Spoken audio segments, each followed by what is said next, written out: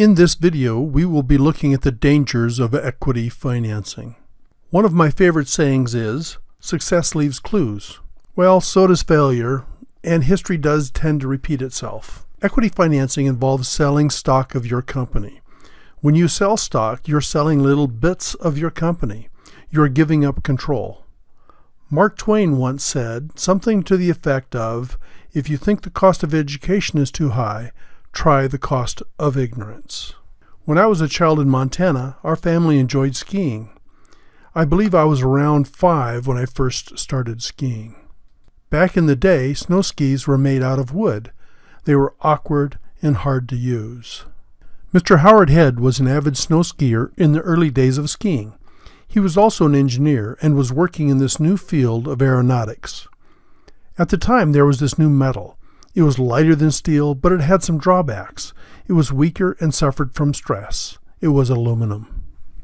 He was one of the engineers that was tasked with making airplanes lighter and stronger. He started working with different materials, and ultimately he ended up making a composite, which is where they sandwich layers of different materials together. The end result is a stronger, more flexible, and resilient product. Howard thought that maybe he could apply the same technique, the same concept, to snow skis.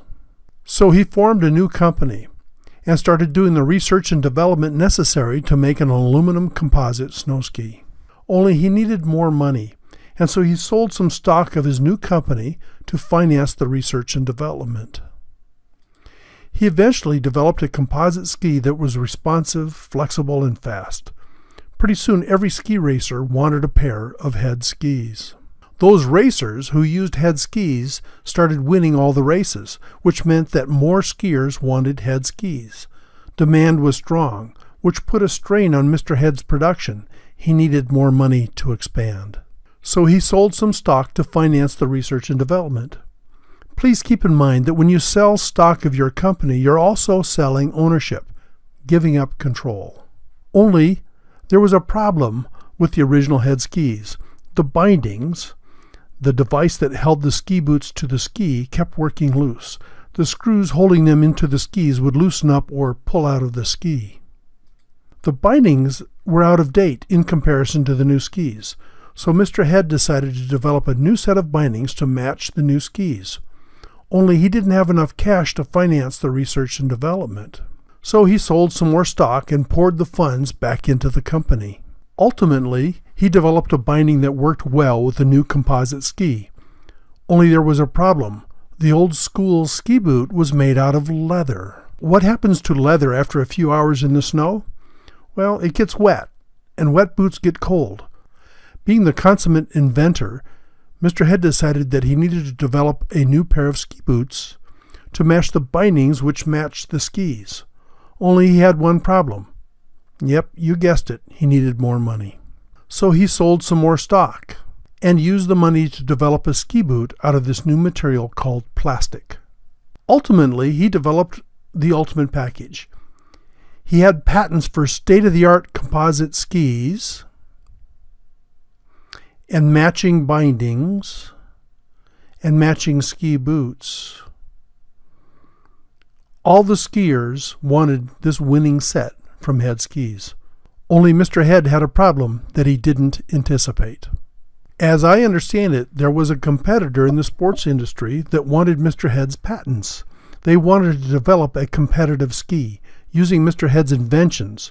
Only Mr. Head wouldn't sell his patents. And so AMF Corporation started quietly buying Head ski stock.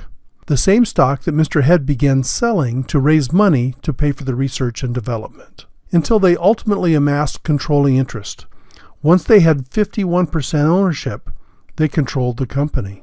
AMF realized that they could make more money faster if they sold the patents to competitors than they could just manufacturing skis. Mr. Head was adamantly opposed to letting the competition have access to his patents, and he refused to sell the patents. AMF's response was to fire Mr. Head.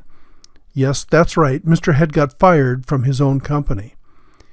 Only he was not enriched because he poured all of the money he raised by selling stock back into the company. Mr. Head was not the only company that AMF did this to.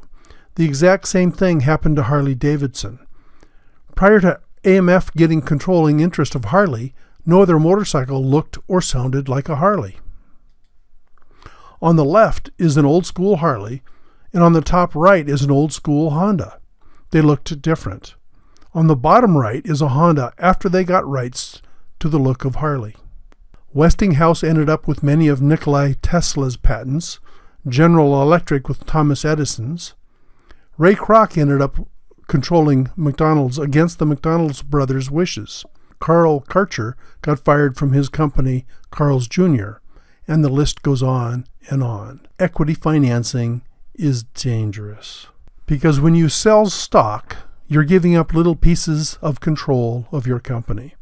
Once sold, the only way you can get it back is to buy it back. Additionally, you cannot force someone to sell it back if they don't want to. If you sell enough control of your company, you could lose it all, like Mr. Head, or the McDonald brothers, or Carl Karcher, just to name a few.